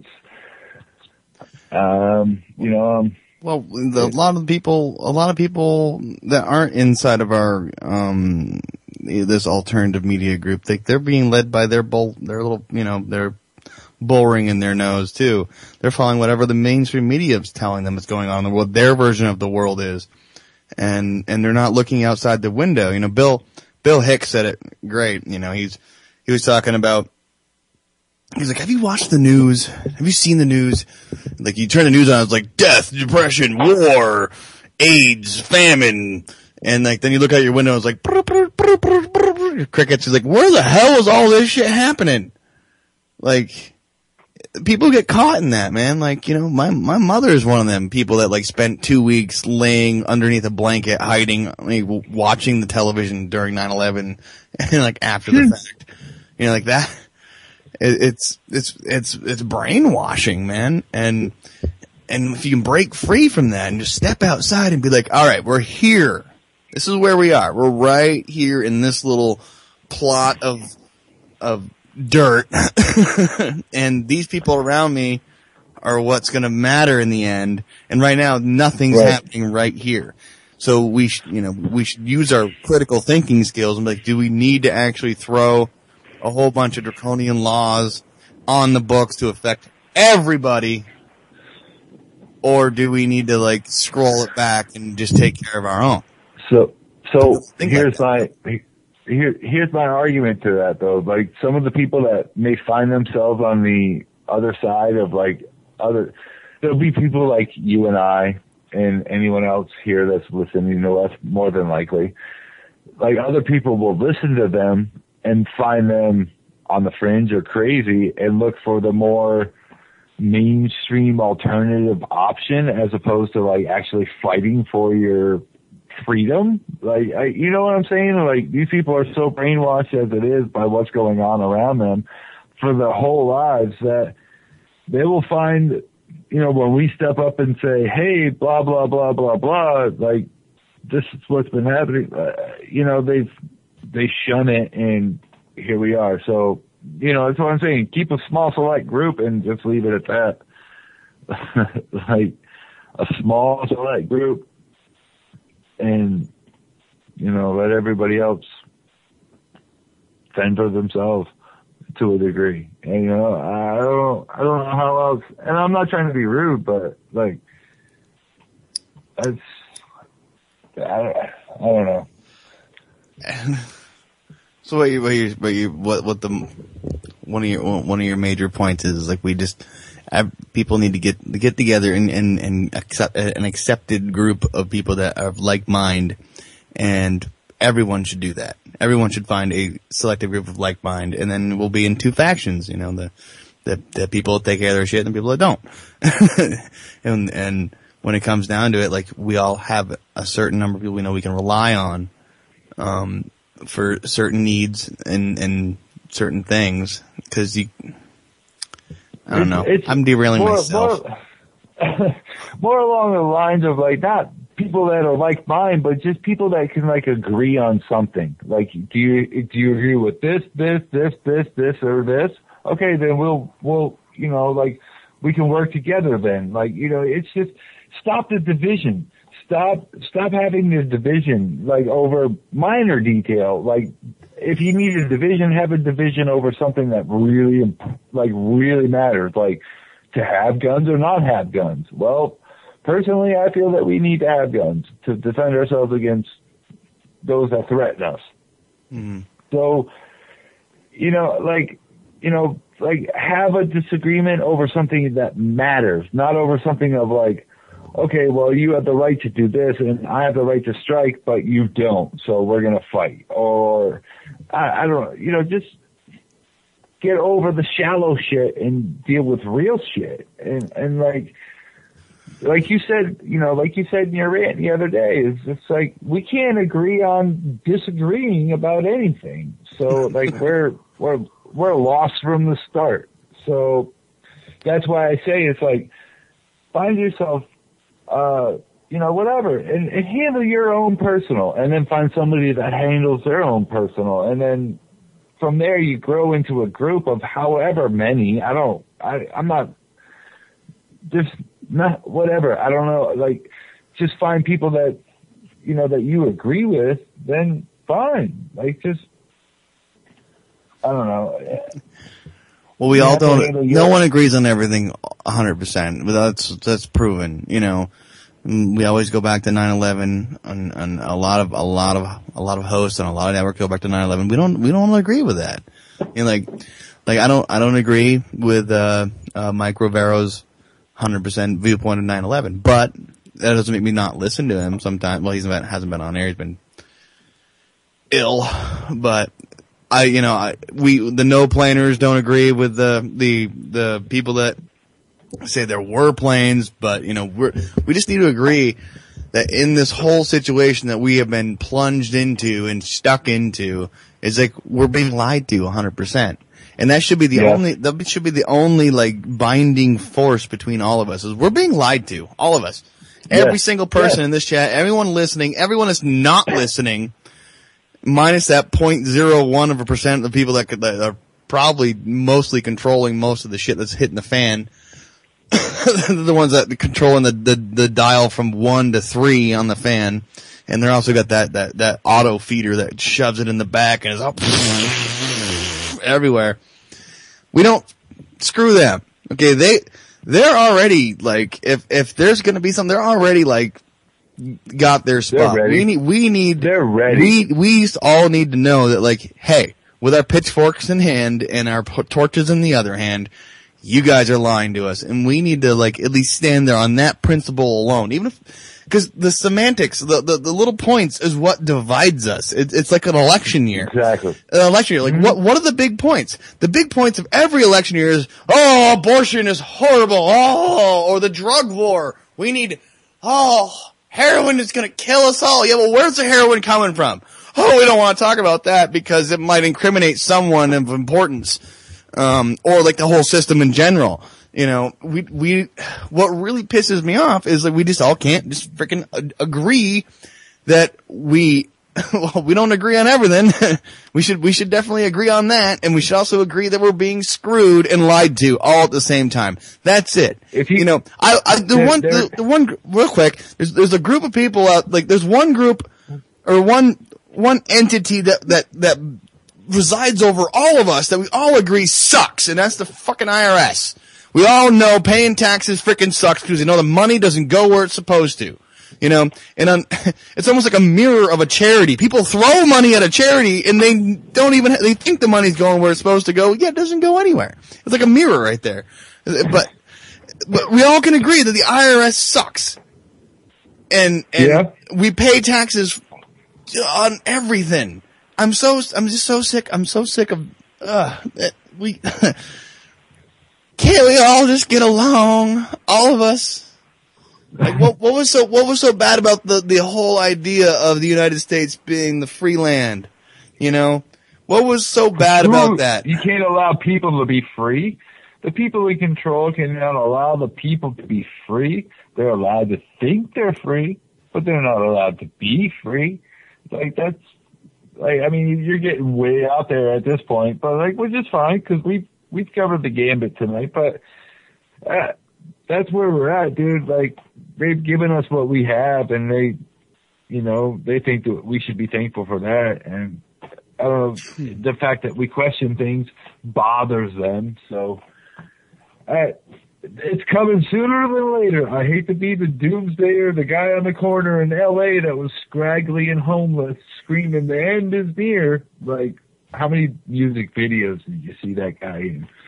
But the end is near, dude. I can't believe that it's not with current political winds and what's going on economically.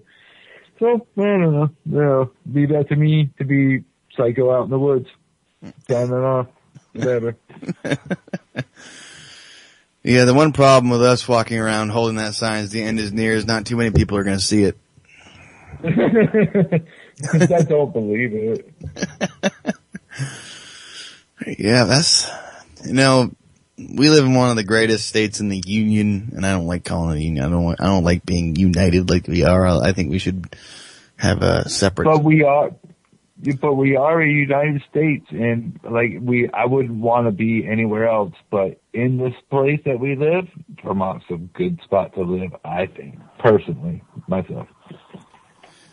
So yeah, but we have a lot of I guess I call them trans state immigrants who come over here and they like to put their green laws and their whatever they think that they used to have in their state here, and that doesn't belong here. It's not the point. But if we were to stand out if me or you were to stand on the side of Route whatever with a sign saying you are being lied to, there's a good chance that one of these massholes is going to throw a full can of soda at us at 40. Because they want to believe that, like, we're wrong. Like, they have this whole lie that, like, that they thoroughly have paid their whole life into, and they don't want to believe that, hey, you're never gonna get your Social Security. I'm sorry. I don't plan on it. Dude, we ain't getting shit, dude. Are you serious? We're not getting anything that I paid money into every week. No, we ain't getting nothing.